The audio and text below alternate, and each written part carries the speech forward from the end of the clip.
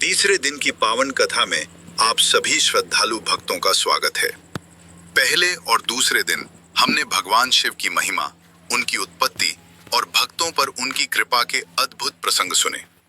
आज की कथा हमें ये सिखाएगी कि सच्ची भक्ति, विश्वास और समर्पण से कैसे भगवान शिव अपने भक्तों के सभी कष्ट दूर करते हैं। प्राचीन समय की बात है। एक सुंदर और समृद्ध नगर में एक ब्राह्मण रहता था जिसका नाम था देवदत्त। वो बहुत ही विद्वान था, लेकिन उसका जीवन दुखों से भरा हुआ था। उसके पास धन की कमी थी, परिवार में क्लेश था और स्वास्थ्य भी ठीक नहीं रहता था। एक दिन वह अत्यंत दुखी होकर वन की ओर चला गया। वहां उसे एक महान ऋषि मिले। ब्राह्मण ने उनके चरणों में गिरकर कहा, हे महात्मा, मेरे जीवन में इतना दुख क्यों है? मैं पूजा पाठ करता हूं, फिर भी सुख नहीं मिलता।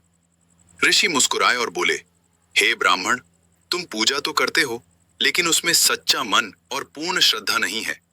यदि तुम सच्चे हृदय से भगवान शिव की भक्ति करोगे तो तुम्हारे सारे कष्ट दूर हो जाएंगे।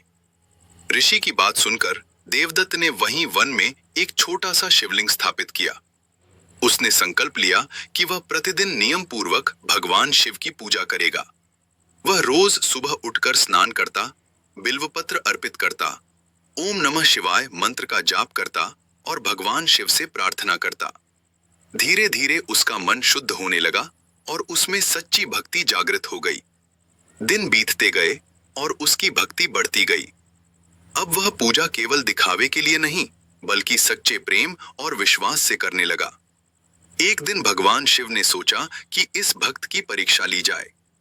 वे एक साधु का रूप धारण करके देवदत्त के पास आए। साधु ने कहा, हे ब्राह्मण, मैं बहुत भूखा हूं, क्या तुम मुझे भोजन दे सकते हो?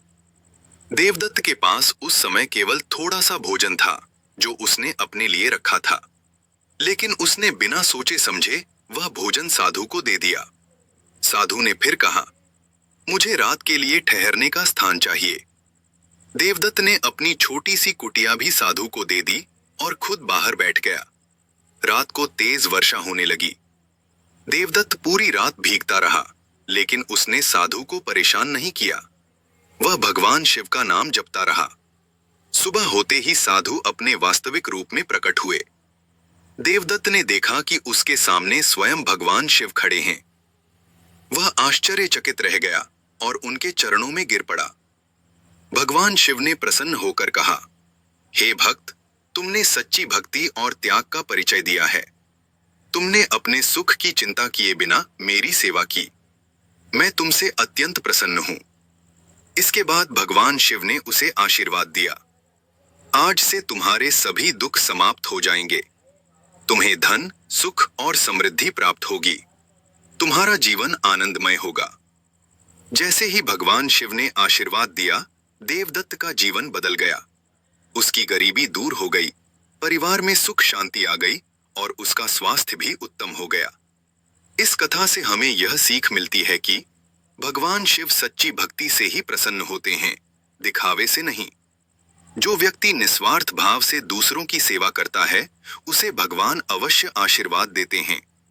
कठिन परिस्थितियों में भी भगवान पर विश्वास बनाए रखना चाहिए। सच्चा भक्त वही है जो हर स्थिति में भगवान का नाम जपता रहे।